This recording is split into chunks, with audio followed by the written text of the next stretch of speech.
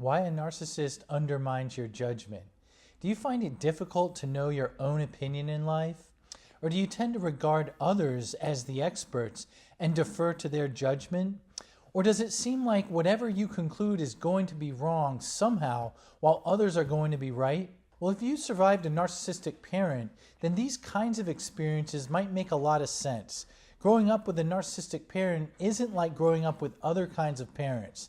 That might seem obvious, but that's always been the point of this channel. It's not to demonize people just because a parent acted in ways that at one time or another felt dissatisfactory, but rather it's to acknowledge that some parents are psychologically organized in a pathologically narcissistic way, and this creates real suffering for the people close to them, especially the child who's selected to be the scapegoat to that parent. Well, in today's video, I wanted to discuss how and why you may have had to dislocate yourself from your own judgment in order to manage your narcissistic parent's need to be dominant. Next, I'll discuss how a narcissistic parent insists on seeing their judgment as infallible and the scapegoat child's judgment as all too fallible. And most importantly, I'll offer a strategy to challenge this assumption of others' infallibility and the kind of corresponding assumption that you are too fallible, which results in an undermining of your own judgment. By knowing that it's now safe to recognize everyone's fallibility in their perspectives, you may feel freer to widely exercise, express, and believe in your own judgment. Well, my name is Jay Reed, and I'm a licensed psychotherapist in San Francisco, California, who specializes in helping people recover from narcissistic abuse. Narcissistic abuse can leave us feeling lost and estranged from our sense of who we are in life. And in individual therapy and through my online course on recovery from narcissistic abuse, I try to offer a map that allows those in recovery to come back to the quality of life which they know they deserve. And of course, each survivor must travel this path themselves, but I think a map can be tremendously important to do this with. And there are three features on the map that I call the three pillars to recovery. Pillar number one is making sense of what happened. Pillar number two is gaining distance, psychological, emotional, and/or physical, gaining distance from the narcissistic abuser. And pillar number three is living in defiance of the narcissist rules. And lastly, you can't do this in a vacuum. It's also, I think, essential to find and participate in communities of people who can get, validate, and support you on this path. And I want to say that today's video falls under pillar number three, living in defiance of the narcissist rules. And there's three playlists which are organized according to these three pillars. So if you're interested, you can kind of go back and look at videos that correspond to each of these different pillars of recovery. Well, if you were a scapegoat survivor to a narcissistic parent or partner, then I would encourage you to check out my free ebook on the topic. It's called Surviving Narcissistic Abuse as the Scapegoat, and it goes into other important aspects of what it's like to be in the shoes of the scapegoat child or partner of the narcissistic abuser. Whether it's from self-limiting beliefs about yourself that you must adopt in order to survive, to why the narcissistic personality is so geared to put those closest to them down. I think this ebook can help you realize how none of this abuse was your fault, but rather the product of the narcissist's psychological and emotional problems or pathology. You can find the link to the book in the description box below or by clicking here. So what's the hazard of knowing what you think with a narcissistic parent? Well, research and theory on pathological narcissism has highlighted the narcissist's need to feel dominant over others. And in order for someone like this to feel content, they have to know that they have control over those close to them. And as I've mentioned before, this dominance can take the form of expecting others to function as sort of a psychological extension of themselves. So if a narcissistic parent holds an opinion, then they might expect it only natural that their child would hold the same opinion. And the child will likely quickly learn not to diverge from the narcissistic parent's opinion, at least outwardly, lest they get swiftly punished and threatened by the parent. The child learns that harmony with the narcissistic parent is possible so long as the child agrees with everything the narcissistic parent says and does. Of course, this arrangement leaves zero room for the child's own judgment. They're recognizing that no one's opinion is infallible. and that the child's perspective is just as valuable as anyone else's in the world. Instead, the child has to learn that survival means agreeing with the person in authority or facing the ultimate punishment, and that would be loss of attachment to the parent. Well, there's another hazard to the child seeking to know their own judgment. That is, telling the emperor directly that he has no clothes on. And I'll make clear what I mean by that. So the narcissistic parent acts as though their opinions are irreproachable and they feel entitled for others to agree. At the same time, the narcissistic parent may reveal their fallibility by not being perfectly informed on certain topics, overreacting to minor slights, or going out of their way to speak ill of others whom they may envy. Well, the perceptive child may see these traits about their narcissistic parent and the child knows at their core that they dare not share what they see to anyone else, because to do so would likely result in a vicious and vindictive counterattack by that parent. And I really think of this situation as being similar to the fairy tale of the emperor having no clothes, where the village people in this fable are kind of coerced to show admiration for the emperor's new clothes as he parades about the village, under really the threat of reprisal that if they say what they are really seeing, that the emperor is walking around naked. I should say the emperor has been convinced by a kind of conman tailor that he's got the finest threads known to man on, when they're just a ruse to get the emperor's money. And anyway, it takes a young child whom we can presume was not raised by narcissistic parents to exclaim, "Hey, the emperor has no clothes." Anyway, that situation is one that the child of the narcissistic parent learns not to shout out what they actually are seeing in the narcissistic parent. So why must the narcissistic parent always be right and the scapegoat child always wrong? Well, the scapegoat child can try to make sense of these conditions for growing up by seeing themselves as having broken judgment and figures of authority as having infallible or perfect judgment.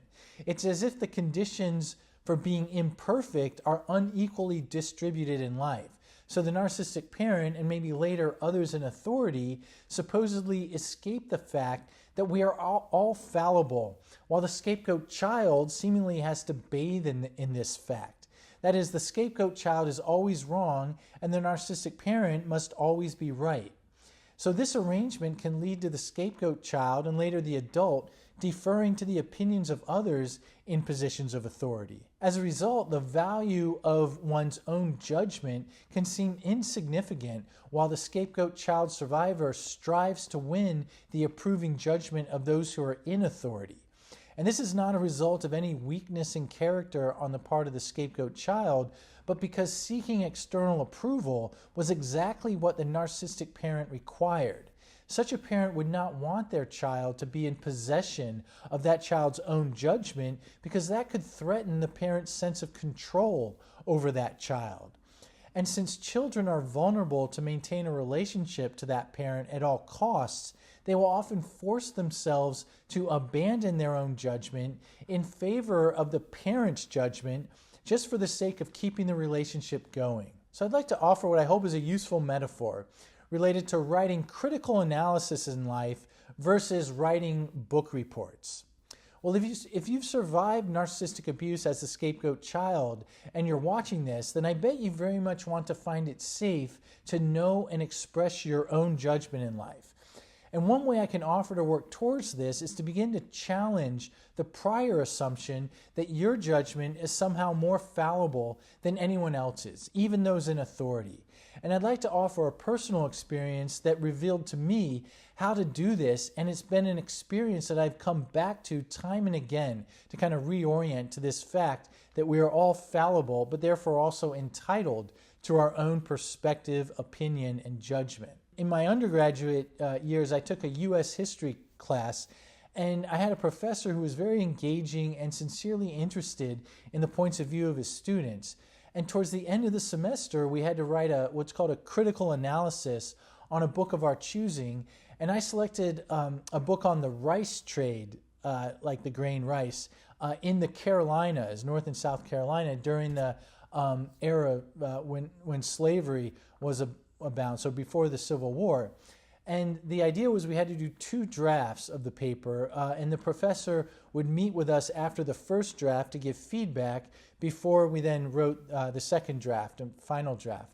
And in my first draft, I basically wrote a detailed summary of the book. I wrote an introduction, described what the main points in each chapter were with a lot of lengthy quotations or citations from the text, and then wrote a conclusion that kind of reiterated all those main points. And I always remember the meeting with that professor, because he said, you know, although the prose was good, it was written well enough, he had no idea what I thought about the book's main points that I had taken so much effort to kind of lay out. And I said something like, well, how am I in any position to have an opinion on the book?